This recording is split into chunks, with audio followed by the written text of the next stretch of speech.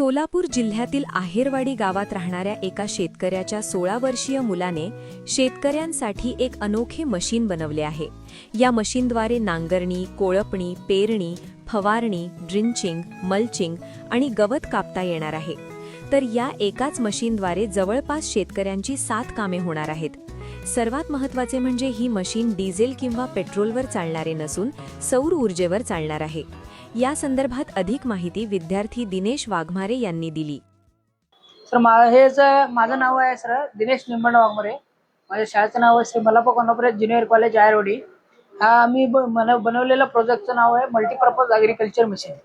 हा शेतकऱ्यांना परवडणारा हा यंत्र आहे सर आणि हा सोलारवरती चालतो सर।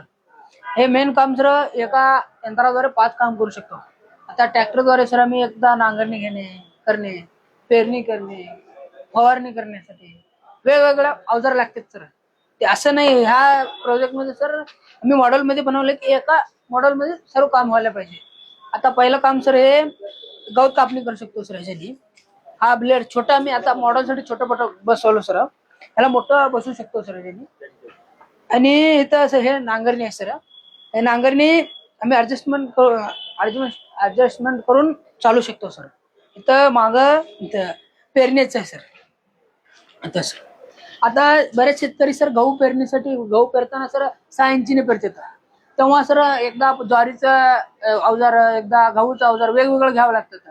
तसं नाही, तसं म्हणजे शेतकऱ्यांना परवडत नाही सर। त्याऐवजी सर हा आम्ही ॲडजस्टमेंट आहे सर। अवकात 6 इंची करायचं असेल तर ते इथं वरती आम्ही ॲडजस्टमेंट नट ठेवलेलं आहे सर। हा नट लूज करून आम्ही इकडं अवकात सर आता 6 इंची असते असं, आता 18 इंची असं आम्ही ॲडजस्टमेंट केलेलं आहे सर याचं। आणि इथं वरती वेगवेगळं आम्ही धान्य पेरू शकतो सर याच्यानी। तर धान्य भरायचं सर, भरल्यानंतर इथं वेगवेगळं आम्ही इथं हे चक्र चेंज केलं तर वेगवेगळे धान्य पेरता येते सर। आणि मागं आहे सर इथं सर, इथं आम्हाला आता सध्या फर्टिलायझर करणे, आता म्हणजे आता फवारणी करताना आता फवारणीचा एक वेगळा पंप आहे की सर।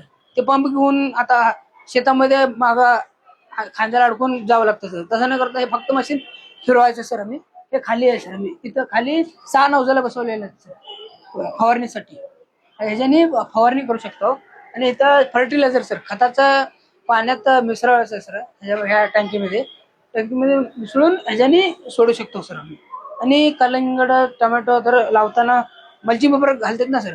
आता सध्या शेतकरी काय करतात, दोघं पकडून एक दोघं पुढे ओढतात तर दोघं मागं माती घालत जातात सर। त्याऐवजी आम्ही फक्त हा मशीन घेऊन कुठं सऱ्यात न्यायचं सर, दोन्ही सऱ्यामध्ये, आणि हे मातीमध्ये मिसळायचं एकदा मागं एकदा चालवण्यासाठी।